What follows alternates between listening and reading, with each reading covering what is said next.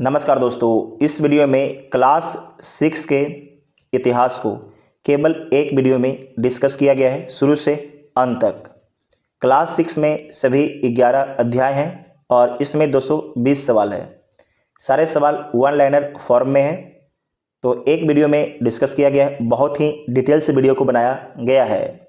इसका PDF के लिए आप व्हाट्सएप से संपर्क कर सकते हैं और अधिक जानकारी के लिए आप टेलीग्राम ग्रुप ज्वाइन कर लीजिएगा, जिसका लिंक डिस्क्रिप्शन बॉक्स में दिया गया है। NCERT आप कोई भी कंपटीशन एग्जाम दीजिए, चाहे बोर्ड दीजिए, सभी एग्जाम के लिए वेरी इंपॉर्टेंट है। इससे पहले क्लास 6 का ज्योग्राफी अपलोड हो गया है, जो नहीं देखे जाके देख लीजिएगा, प्लेलिस्ट में वीडियो आपको मिल जाएगा।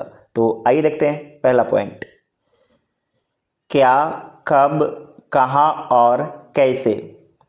तो पहला क्वेश्चन है कि NCERT कक्षा 6 की इतिहास पुस्तक का नाम क्या है। तो हमारे अतीत एक इसका नाम है। हाथ से लिखी पुस्तकों को क्या कहते हैं। तो पांडुलिपियां कहा जाता है। पांडुलिपियां किस पर लिखी जाती है। तो ताड़पत्रों और भोजपत्रों पर लिखा जाता है, जिसे भोजपत्र भी बोला जाता है। कठोर सतहों पर उत्कीर्ण लेखों को क्या कहते हैं। तो अभिलेख कहा जाता है। अतीत की वस्तुओं का अध्ययन करने वाले को क्या कहते हैं। तो अतीत में बीता हुआ समय की वस्तुओं का अध्ययन करने वाले को क्या बोला जाता है। तो बोला जाता है पुरातत्वविद। पुरातत्वविद बोला जाता है। इंडिया शब्द किस शब्द से बना है। तो इंडिया शब्द इंडस से बना है, जिसे संस्कृत में सिंधु बोला जाता है। भरत नाम का उल्लेख सबसे पहले किस ग्रंथ में मिलता है। तो भरत नाम का उल्लेख सबसे पहले ऋग्वेद ग्रंथ में मिलता है, लगभग 3500 वर्ष पहले। ईरानियों और यूनानियों ने सिंधु नदी को क्या कहा। तो ईरानियों और यूनानियों ने सिंधु नदी को हिंदोस या इंदोस कहा। हिंदोस या इंदोस कहा। इतिहासकार जानकारी के स्रोतों को किस शब्द से पुकारते हैं। तो स्रोत के शब्द से पुकारते हैं। ईसा से पहले, ईसा मसीह के जन्म से पहले। तो ईसा से पहले की तिथियों के लिए कौन सा संक्षेप प्रयोग होता है। तो ईसा पूर्व BC का इस्तेमाल किया जाता है। ईसा के बाद, ईसा मसीह के जन्म के बाद की तिथियों के लिए कौन सा संक्षेप प्रयोग होता है।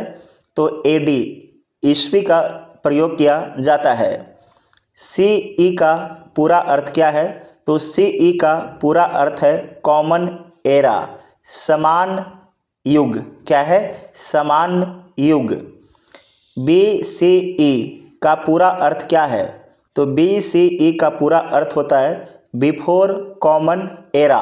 Before common era. अगर आपके सामने बुक खुला होगा तो ये सारे पॉइंट बुक में लिखा हुआ आपको दिख रहा होगा। नेक्स्ट है कि पांडुलिपियां प्रायः कहाँ सुरक्षित मिलती है। तो मंदिरों और विहारों में। कहाँ मिलती है, मंदिरों और विहारों में प्रायः। नर्मदा घाटी में कब से लोग रह रहे हैं। तो नर्मदा घाटी में लोग कई लाख वर्ष पूर्व से रह रहे हैं। उत्तर पश्चिम की पहाड़ियों में खेती कब शुरू हुई। तो उत्तर पश्चिम की पहाड़ियों में खेती लगभग 8000 वर्ष पूर्व में प्रारंभ हुआ है। सिंधु नदी के किनारे आरंभिक नगर कब फले फूले। तो लगभग 4700 वर्ष पहले सिंधु नदी के किनारे आरंभिक नगर फले फूले।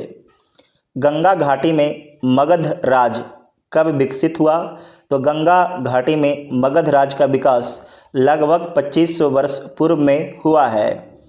अतीत में लोग एक स्थान से दूसरे स्थान पर क्यों जाते थे। तो काम के लिए, कोई आपदा आ गया उस कारण से, व्यापार के लिए, धर्म प्रचार हेतु जाते थे। नेक्स्ट है कि पुरानी पांडुलिपियां किस पर लिखी जाती थी? तो पुरानी पांडुलिपियाँ किस पर लिखी जाती थी? तो ताड़पत्र और भोजपत्र पर। नेक्स्ट चैप्टर है, सेकेंड चैप्टर है आखेट खाद्य संग्रह से भोजन उत्पादन तक। प्रारंभिक मानव को किस नाम से जाना जाता है? तो प्रारंभिक मानव को आखेटक खाद्य संग्राहक के रूप में जाना जाता है। आखेटक खाद्य संग्राहक एक स्थान पर क्यों नहीं रुकते थे? भोजन की तलाश में घूमते रहते थे, इस कारण से एक स्थान पर रुकते नहीं थे। पूरा पाषाण काल कब से कब तक माना जाता है? तो पूरा पाषाण काल 20 लाख वर्ष पूर्व से 12,000 वर्ष पूर्व तक माना जाता है। मध्य पाषाण काल का समय क्या है? तो मध्य पाषाण काल का समय है 12,000 वर्ष पूर्व से 10,000 वर्ष पूर्व तक के काल को, समय को मध्य पाषाण काल बोला जाता है। 12,000 वर्ष पूर्व से 10,000 वर्ष पूर्व तक। नव पाषाण काल की शुरुआत कब हुई? तो लगभग 10,000 वर्ष पूर्व नव पाषाण काल की शुरुआत हुई। सबसे पहले किस जानवर को पालतू बनाया गया? तो सबसे पहले कुत्ते को पालतू बनाया गया। भीमबेटका किस राज्य में स्थित है? तो भीमबेटका मध्य प्रदेश राज्य में स्थित है। भीमबेटका की गुफाओं में क्या पाया गया? तो शैलचित्र पाया गया, रॉक पेंटिंग्स पाया गया है। लघु पाषाण औजारों को क्या कहते हैं? तो लघु पाषाण औजारों को माइक्रोलिथ बोला जाता है। माइक्रोलिथ बोला जाता है। 12,000 वर्ष पूर्व जलवायु में क्या परिवर्तन हुआ? 12,000 वर्ष पूर्व जलवायु में क्या परिवर्तन हुआ? तो गर्मी बढ़ने से घास के मैदान विकसित हुए, ये बड़ा परिवर्तन था। कृषि का विकास सबसे पहले कहाँ हुआ? तो विंध्य के उत्तर में चावल का खेती और उत्तर पश्चिम में गेहूं और जौ का खेती किया गया था। तो कृषि का विकास सबसे पहले कहाँ हुआ? तो विंध्य के उत्तर में चावल का और उत्तर पश्चिम में गेहूं और जौ का, जो राजस्थान का इलाका है। नेक्स्ट है कि बुर्ज होम कश्मीर में है। पूछेगा कि बुर्ज होम कहाँ है? कश्मीर में। तो बुर्ज होम कश्मीर में लोग किस प्रकार के घरों में रहते थे? तो गड्ढों में बने घरों में रहते थे, जिसे क्या बोला गया है? तो उसे हिस्ट्री में गर्तावास बोला गया है। गर्तावास बोला गया है। जानवरों को पालतू बनाने की प्रक्रिया को क्या कहते हैं? तो इसे बोलते हैं बसने की प्रक्रिया। क्या बोलते हैं? बसने की प्रक्रिया बोला जाता है। ओखली और मूसल का प्रयोग किस लिए होता है? तो ओखली और मूसल का प्रयोग अनाज और वनस्पतियां पीसने के लिए किया जाता है। पुरातत्व स्थल किसे कहते हैं? तो जहां औजार, बर्तन, इमारतों के अवशेष मिलते हैं उसे पुरातत्व स्थल बोला जाता है। प्रारंभिक मनुष्य ने आग का उपयोग किस लिए किया? तो प्रारंभिक मनुष्य ने आग का इस्तेमाल प्रकाश, मांस पकाने के लिए और जानवर को भगाने के लिए प्रारंभिक मनुष्य ने आग का उपयोग किया था। नव पाषाण काल में औजारों की क्या विशेषता थी? तो अधिक धार वाले और पॉलिश किए हुए औजार थे। नव पाषाण काल में औजार हल्के थे और इसमें धार ज़्यादा था और पॉलिश किए गए थे। चावल सबसे पहले कहाँ उगाया गया? तो चावल सबसे पहले विंध्य के उत्तर में स्थित क्षेत्रों में उगाया गया। पाषाण काल में लोग वस्त्र किससे बनाते थे? तो पाषाण काल में लोग वस्त्र जानवरों की खाल से बनाते थे। जानवरों की खाल से बनाते थे। खेती करने से जीवन शैली में क्या बदलाव आया? तो खेती करने से जीवन शैली में लोग एक जगह अस्थायी रूप से रहने लगे। जब खेती करने लगे तो लोग एक जगह अस्थायी रूप से रहने लगे। नेक्स्ट है कि आरंभिक नगर हड़प्पा सभ्यता के बारे में। हड़प्पा सभ्यता को और किस नाम से जाना जाता है? तो सिंधु घाटी सभ्यता के नाम से जाना जाता है। हड़प्पा सभ्यता कितने वर्ष पूर्व विकसित हुई? तो लगभग 4700 वर्ष पूर्व आपके हड़प्पा सभ्यता विकसित हुई थी। हड़प्पा सभ्यता की खोज कब और कहाँ हुई? तो 1921 में हड़प्पा पाकिस्तान में हुआ। मोहनजोदड़ो का अर्थ क्या है? तो इसका अर्थ है मृतकों का टीला, मृतकों का टीला। हड़प्पा नगरों में जल निकासी कैसी थी? तो ढकी हुई नालियां बनाई गई थी हड़प्पा के नगरों में। हड़प्पा नगरों की सड़कें किस प्रकार बनाई गई? तो सड़कें एक दूसरे को समकोण पर काटती थी, ग्रिड पैटर्न पर बनाया गया था। हड़प्पा नगरों के दो भाग कौन से थे? तो एक था दुर्ग जो ऊंचा भाग था, और एक था निचला जो एक था निचला भाग जहां पर आम लोग रहते थे। तो हड़प्पा नगरों के दो भाग कौन से थे? एक है दुर्ग और एक है निचला नगर। दुर्ग मतलब कि ऊंचा भाग जहां विशेष लोग रहते होंगे, जबकि निचला जहां पर आम लोग रहते थे। मोहनजोदड़ो का विशाल स्नानागार किस लिए था? तो संभवतः धार्मिक स्नान के लिए बनाया गया था। तो पूछेगा कि विशाल स्नानागार कहाँ मिला? तो मोहनजोदड़ो में। हड़प्पा सभ्यता की लिपि को क्या कहते हैं? तो हड़प्पाई लिपि बोला जाता है। अभी तक इसे पढ़ा नहीं जा सका है। हड़प्पाई सील किससे बनी होती थी? तो पत्थर एक सेलखड़ी था जो मुलायम था, जो क्या था? मुलायम था। तो जो हड़प्पाई मुहर सील किससे बनी होती थी? तो पत्थर से। कौन पत्थर से? तो सेलखड़ी के पत्थर से, सेलखड़ी के पत्थर से। हड़प्पा सभ्यता की प्रसिद्ध नर्तकी की मूर्ति किस धातु की है? तो कांसे की है। किसकी है? कांसे की है। हड़प्पाई लोग कौन कौन सी फसलें उगाते थे? तो हड़प्पाई लोग गेहूं, जौ, दाल, मटर, तिल और कपास के फसल उगाते थे।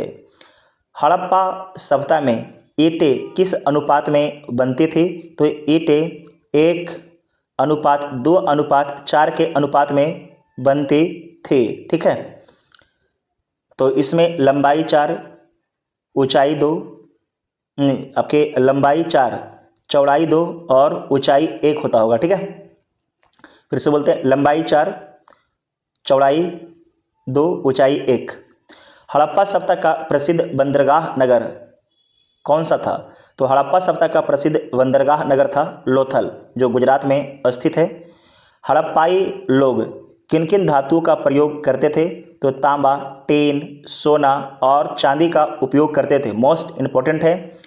हड़प्पा सभ्यता किससे व्यापार करती थी? तो मेसोपोटामिया और अन्य देशों से व्यापार करती थी। हड़प्पाई लोग कपड़े किससे बनाते थे? तो कपास और ऊन से हड़प्पाई लोग कपड़े बनाते थे। हड़प्पाई लोग बाट माप के लिए क्या प्रयोग करते थे? तो हड़प्पाई लोग बाट और माप के लिए मानकीकृत पत्थर के बाट का इस्तेमाल करते थे। हड़प्पा सभ्यता का पतन क्यों हुआ? तो संभावित कारण है कि बाढ़, सूखा, पर्यावरण परिवर्तन, ये आपके मेन कारण है। नेक्स्ट है कि हड़प्पा नगर में घर कितने मंजिले के होते थे? तो 1 से 2 मंजिले के घर आपके होते थे। नेक्स्ट है कि अध्याय 4 क्या बताती है हमें किताबें और कब्रें? तो ऋग्वेद कितने वर्ष पुराना है? तो लगभग 3500 वर्ष पुराना है ऋग्वेद। ऋग्वेद में किसकी स्तुति के लिए मंत्र रचे गए हैं? तो अग्नि, इंद्र, सोम जैसे देवताओं की स्तुति के लिए मंत्र रचे गए हैं। वैदिक काल में धार्मिक अनुष्ठान को क्या कहते थे? तो यज्ञ बोला जाता था। यज्ञ कौन करवाते थे? तो यज्ञ पुरोहित करवाते थे, जिसे ब्राह्मण बोला जाता है। वैदिक काल में गाय को क्यों महत्वपूर्ण माना जाता था?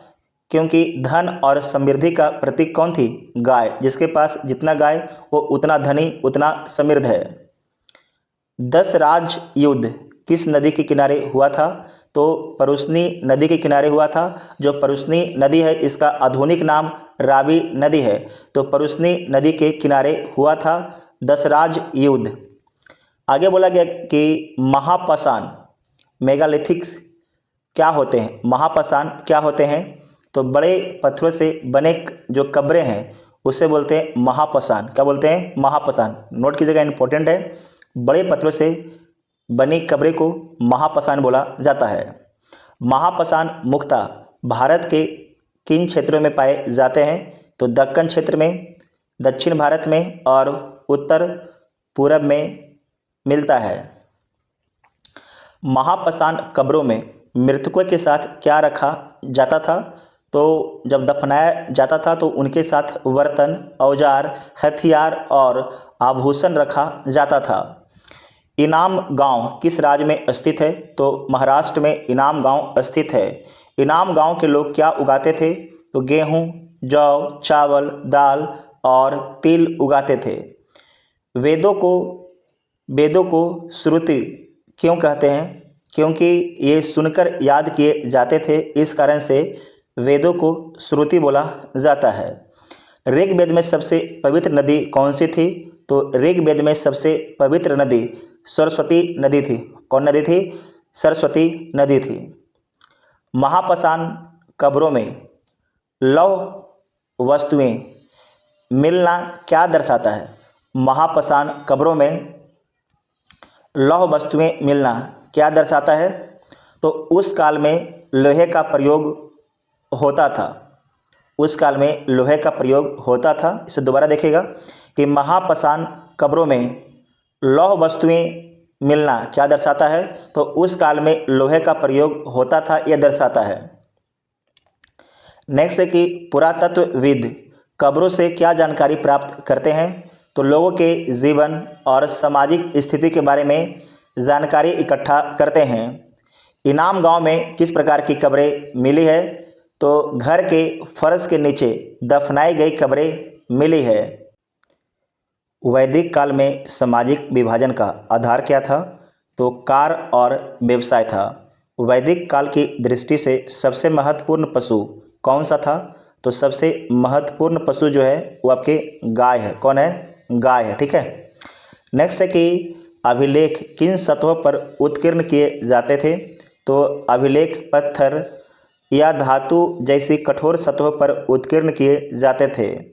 इनाम गांव में किस काल के साक्ष्य मिले हैं? तो महापसान काल के साक्ष्य इनाम गांव से मिले हैं।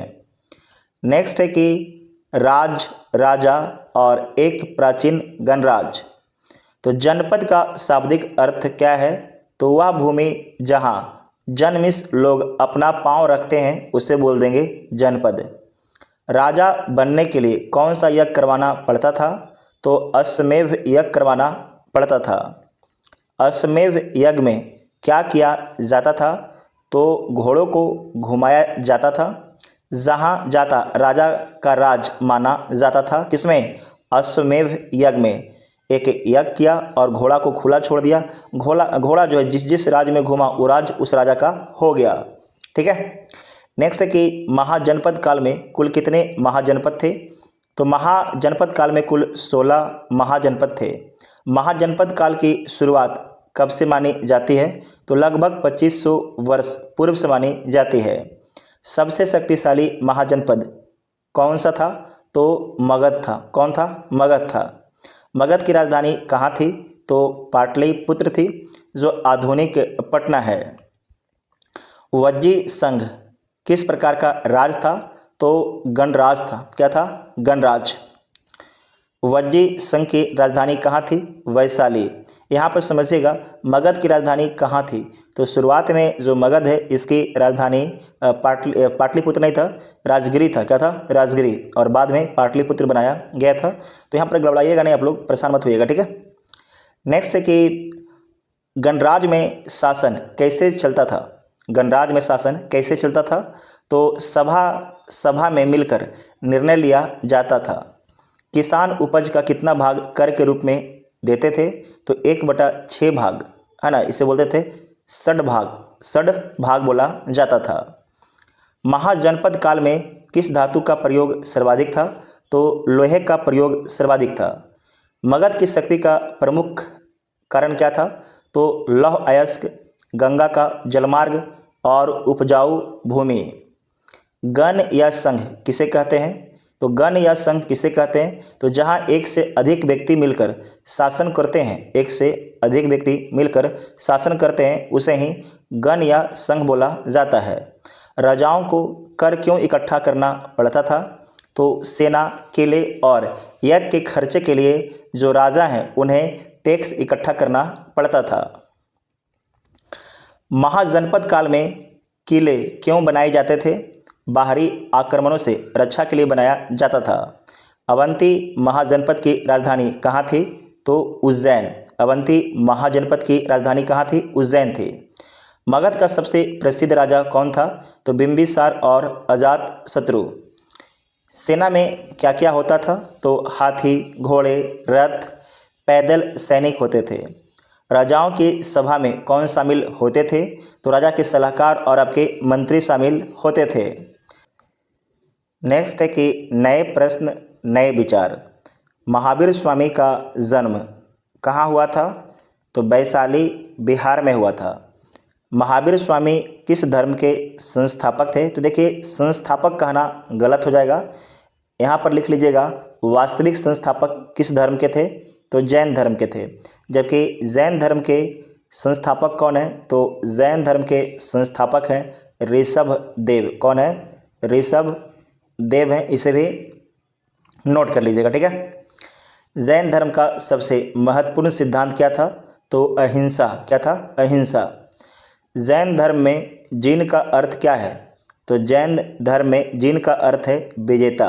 क्या है? विजेता। जिसने इच्छाओं पर विजय पाई उसे बोलेंगे जीन। क्या बोलेंगे? जीन। महावीर स्वामी कौन से तीर्थंकर थे? तो महावीर स्वामी 24वें और अंतिम तीर्थंकर थे। 24वें और अंतिम तीर्थंकर थे, ठीक है। देखिए, छठा किताब में तो लिखा है आपके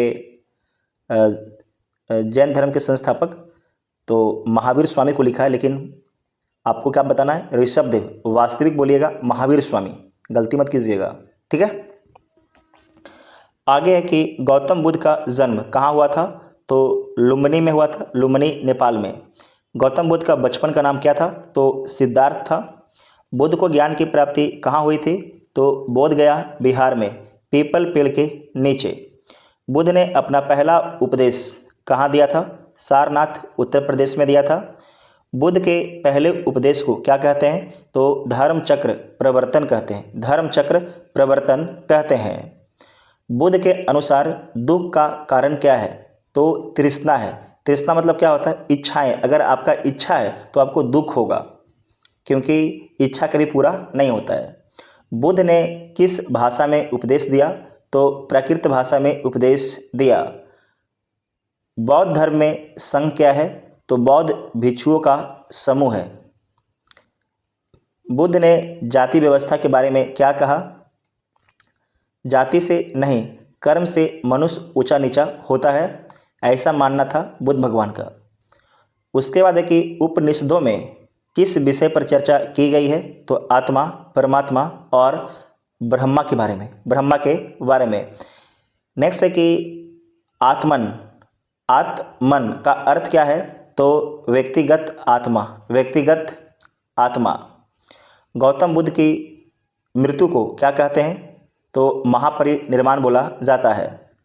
जैन धर्म में त्रिरत्न क्या है? तो सम्यक दर्शन, सम्यक ज्ञान, सम्यक चरित्र। तीर्थंकर किसे कहते हैं? तो जैन धर्म के 24 महान शिक्षक हुए। शिक्षकों क्या बोलते हैं? तीर्थंकर। तो तीर्थंकर किसे बोला गया? तो जो टीचर हैं उन्हें बोला गया है तीर्थंकर। और जैन धर्म में टोटल 24 तीर्थंकर होते हैं। बुद्ध ने संसार को कैसा बताया? तो बुद्ध संसार को दुखमय और अनित्य बताया। आगे है कि अशोक एक अनोखा सम्राट। मौर्य वंश की स्थापना किसने की? तो चंद्रगुप्त मौर्य के द्वारा किया गया, लगभग 2300 वर्ष पूर्व। चंद्रगुप्त मौर्य के गुरु और मंत्री कौन थे? तो चाणक्य थे। चाणक्य को ही कौटिल्य बोला जाता है। मौर्य साम्राज्य की राजधानी कहाँ थी? तो पाटलिपुत्र थी, आधुनिक पटना। अशोक कौन से मौर्य सम्राट थे? तो तीसरे मौर्य सम्राट थे अशोक। पहला चंद्रगुप्त मौर्य, दूसरा बिंदुसार, तीसरा अशोक थे, ठीक है। कलिंग युद्ध कब हुआ था? तो लगभग 261 ईसा पूर्व में हुआ था। कलिंग युद्ध अशोक के द्वारा लड़ा गया था। कलिंग वर्तमान में किस राज्य में है? तो उड़ीसा में है। कलिंग युद्ध के बाद अशोक ने क्या किया? तो बौद्ध धर्म अपनाया और युद्ध का त्याग किया। अशोक ने अपने संदेश फैलाने के लिए क्या किया? तो शिलाओं और स्तंभों पर अभिलेख उत्कीर्ण करवाया। अशोक के अभिलेख किस लिपि में है? तो ब्राह्मणी लिपि में। मोस्ट इम्पोर्टेंट, अशोक के अभिलेख किस लिपि में है? ब्राह्मणी लिपि में। अशोक के अभिलेखों को पढ़ने में सफलता किसने पाई सबसे पहले? तो जेम्स प्रिंसेप ने 1837 में। मोस्ट VVI है। अशोक ने धम्म, यहाँ धम्म से मतलब है बौद्ध धर्म से, तो अशोक ने धम्म प्रचार के लिए किसे भेजा? तो पुत्र महेंद्र और पुत्री संघमित्रा को श्रीलंका भेजा। कहाँ भेजा? श्रीलंका भेजा। भारत का राष्ट्रीय चिन्ह किससे लिया गया है? तो अशोक के सारनाथ स्तंभ से लिया गया है। अशोक के सारनाथ स्तंभ से लिया गया है। अशोक ने प्रजा की भलाई के लिए क्या करवाया? कुएं खुदवाए, सड़कें बनवाई, अस्पताल खुलवाया। अशोक के अभिलेखों में किस भाषा का प्रयोग हुआ है? तो प्राकृत भाषा का इस्तेमाल हुआ है और कहीं कहीं ग्रीक और अरामेइक भाषा का इस्तेमाल किया गया है। अशोक ने धम्म महामात किस लिए नियुक्त किए? तो धम्म का प्रचार करने के लिए। अशोक की धम्म नीति में क्या थी? क्या था? अशोक की धम्म नीति में क्या था? बड़ों का सम्मान करना, अहिंसा, दान और सहिष्णुता। कलिंग युद्ध के बाद अशोक ने क्या शपथ ली? आगे कभी युद्ध नहीं करने की शपथ लेता है अशोक। चंद्रगुप्त मौर्य ने किसके उत्तराधिकारियों को हराया? तो सेलुकस के उत्तराधिकारियों को चंद्रगुप्त मौर्य ने हराया था। अशोक के स्तंभों पर किस पशु का चित्र अधिक है? तो सिंह, शेर का चित्र अधिक है। अशोक के अभिलेखों में किस भाषा का प्रयोग हुआ है? तो प्राकृत भाषा का इस्तेमाल किया गया है।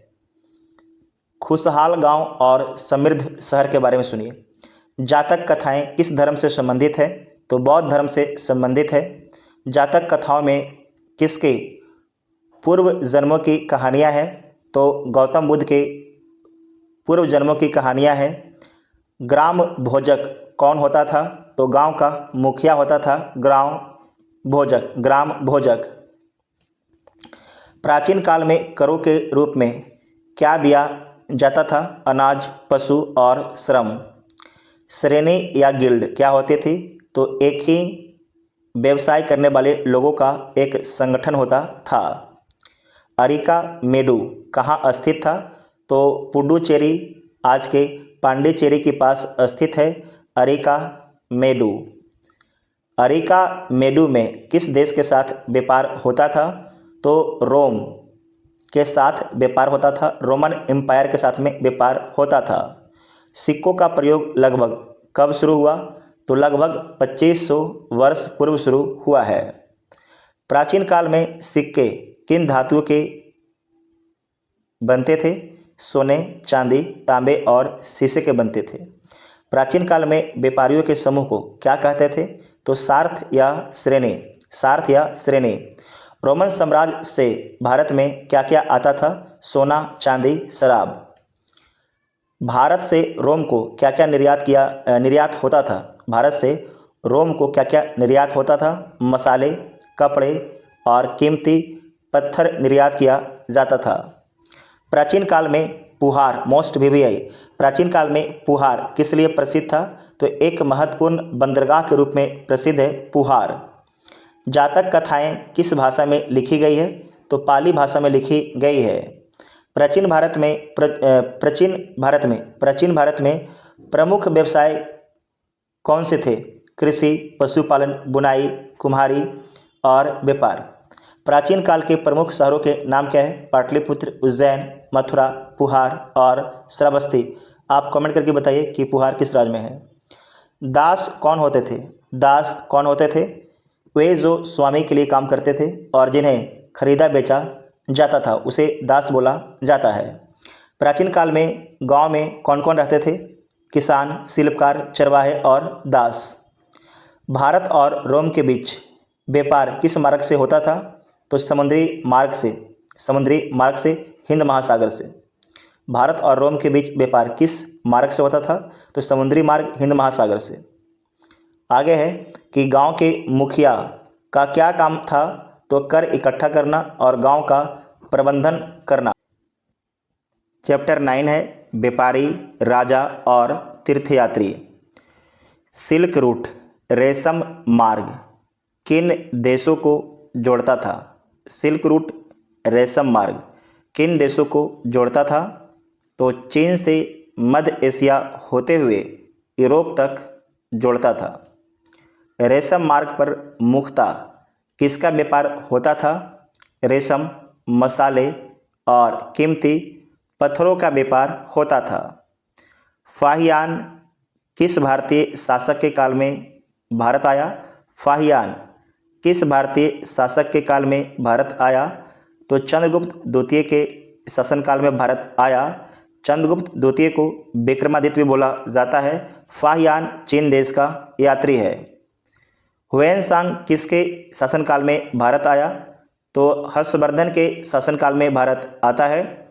हा से हुएनसांग, हा से हर्षवर्धन। भारत में बौद्ध धर्म के प्रचार में किसने सहायता की? तो व्यापारियों और शासकों ने सहायता की। पेरिपल्स ऑफ द एरिथ्रेरियन सी क्या है? तो यूनानी ग्रंथ जिसमें भारतीय व्यापार का वर्णन है। यूनानी ग्रंथ जिसमें भारतीय व्यापार का वर्णन है। कुषाण शासकों ने व्यापार को कैसे प्रोत्साहन दिया? तो रेशम मार्ग पर नियंत्रण स्थापित करके व्यापार को प्रोत्साहित किया। भारत से किस वस्तुओं का निर्यात होता था? तो भारत से मसाले, सूती वस्त्र, हाथी दांत और रत्न का निर्यात किया जाता था। सातवाहन वंश किस क्षेत्र में शासन करता था? तो दक्कन और आंध्र क्षेत्र में शासन करता था। कुषाण साम्राज्य का सबसे प्रसिद्ध शासक कौन था? तो कनिष्क था। कौन था? कनिष्क। कनिष्क किस धर्म का अनुयायी था? तो बौद्ध धर्म का अनुयायी था कनिष्क। बौद्ध धर्म किन देशों में फैला? श्रीलंका, म्यांमार, चीन, जापान, कोरिया में फैला। तीर्थयात्री व्यापारिक मार्गों का प्रयोग क्यों करते थे? क्योंकि ये मार्ग सुरक्षित और सुविधाजनक था, इसीलिए। हिंदू धर्म का प्रसार दक्षिण पूर्व एशिया में कैसे हुआ? तो व्यापारियों और तीर्थयात्रियों के माध्यम से।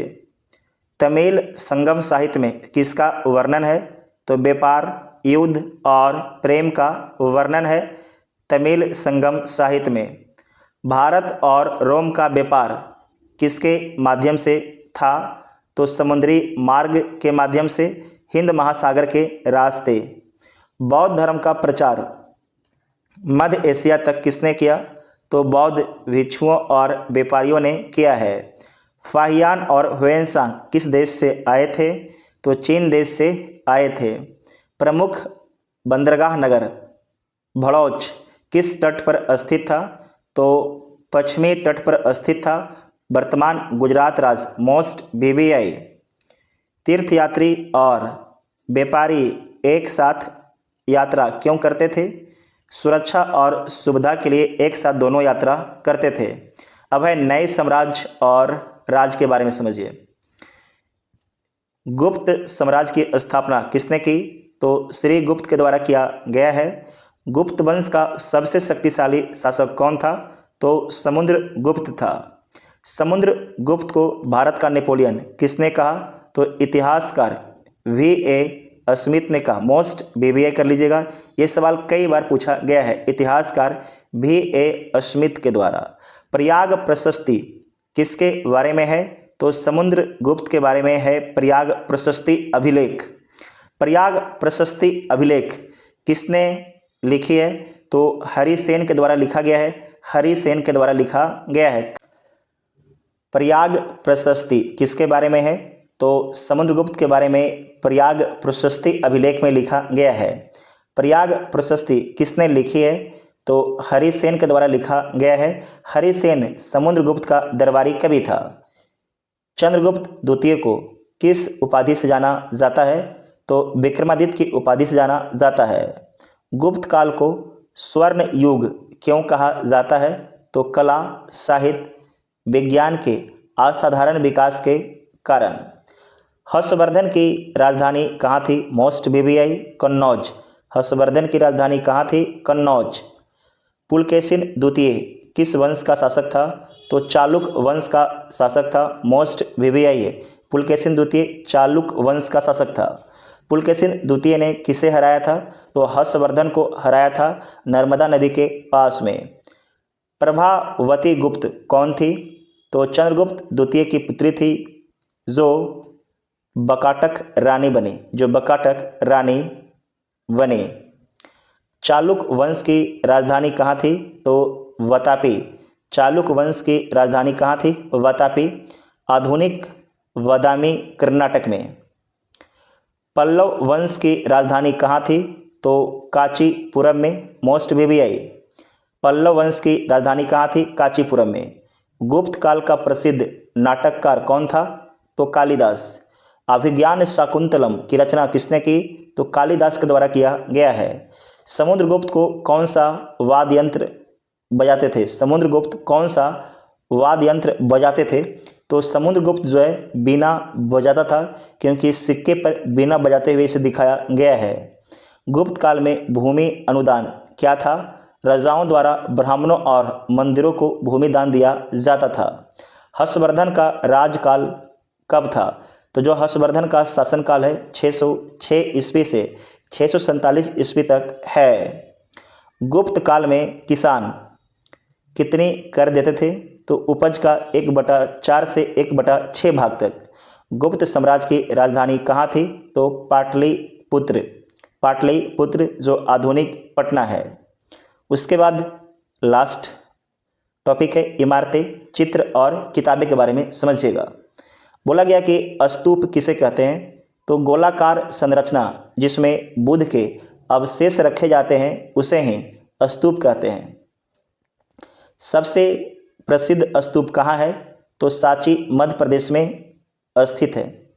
सांची मध्य प्रदेश में स्थित है। सांची स्तूप किसने बनवाया था? तो अशोक ने, बाद में इसे विस्तारित किया गया। अजंता की गुफाएं कहाँ स्थित है? तो महाराष्ट्र में अजंता की गुफाएं स्थित है। Most VVI. अजंता के चित्र किस विधि से बने हैं? तो फ्रेस्को विधि से बने हैं, गीले प्लास्टर पर बने हैं। आर्यभट्टीय की रचना किसने की? तो आर्यभट्ट के द्वारा किया गया है।